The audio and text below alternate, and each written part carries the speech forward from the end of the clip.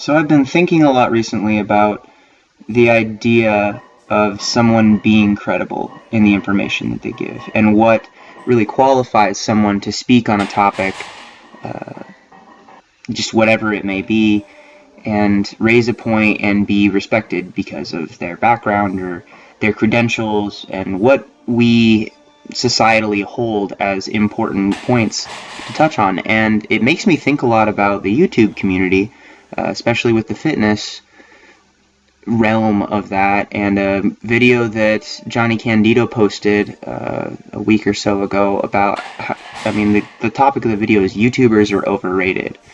And I think it was well put. Most of his points were very well thought out and phrased.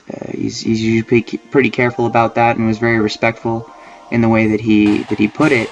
But one of the main points that he made was, a lot of people think that being good at what you do, as far as whatever your skill set is going to make you popular, because that greatness or that high level of development at something will transfer over into a big following in the social media realm. And the point that Johnny made is, a lot of the stuff that people don't consider is the skills that make you good at being a YouTuber and being a personality who can develop a large following are not necessarily the skills that transfer over to being excellent or at the top of your sport.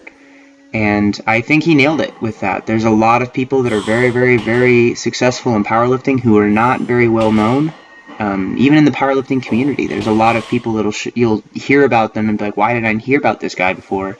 And it's just because the notoriety wasn't so big. And so I've been thinking a lot recently about what it takes to be considered a source, and if I don't want to say our watered down view of what is excellence has left a lot of people with misinformation or information that isn't as well documented, or as well don't have it's not backed by as much of someone who is vouching for it, I guess. And that's just been a curiosity of mine. I personally watch quite a few YouTube videos, and I've seen a lot of bigger fitness channels that give information that I just kind of look in and think to myself, that doesn't seem right. It doesn't seem like they're correct in what they're saying. But, then again, everybody is entitled to their opinion, and sometimes their opinion just doesn't make sense to some other people. But overall, I want to hear what you guys think. I want to hear what you think is someone's qualification, because I personally believe that good information can come from anywhere. It doesn't have to be someone who has achieved a high level of success to say something that makes sense and is logically sound and is practical and can be the right answer. I think that can happen, but I also wonder if that lowers the credibility of the so-called expert. Personally, I consider myself a student of the sport. I can't think of too many opportunities in my immediate memory where I can say, well, I did this lift perfectly and I wouldn't have changed anything. And honestly, I hope that I always have something to fix, because as soon as you get to the point where you don't have anything left to fix or anything left to improve on, that's almost worse than being content. You're done. You've reached your potential. You don't get to go any farther than that. So I pray that I'll always find something to work on, and that I avoid the trap of becoming the absolute expert in my field, as odd as that is to say. As for this workout, this was absolutely hellish.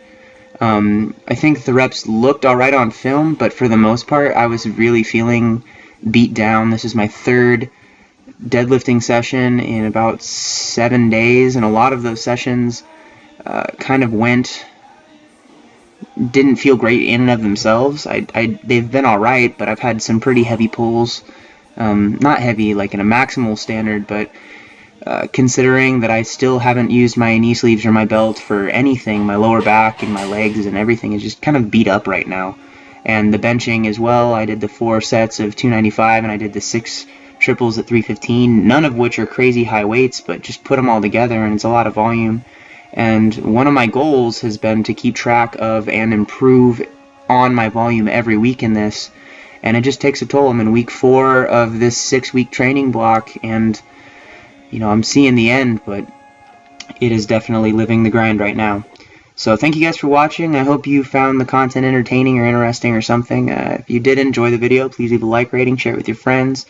If you think that I have something that's important to say and you can help get the message out, I'd appreciate it, and hopefully other people will too. So thank you again. If you guys are interested in the Ben Rice limited edition t-shirts, I think we still have a few left. I'll link those down in the description, as well as all the social media contact stuff, because as much as I like to deny it and say that it's just something you do, it's also a good way, I think, and a worthwhile thing to try to share the information you have with people who may enjoy it. So thank you all again for your continued support, and I will talk to you next time. Bye.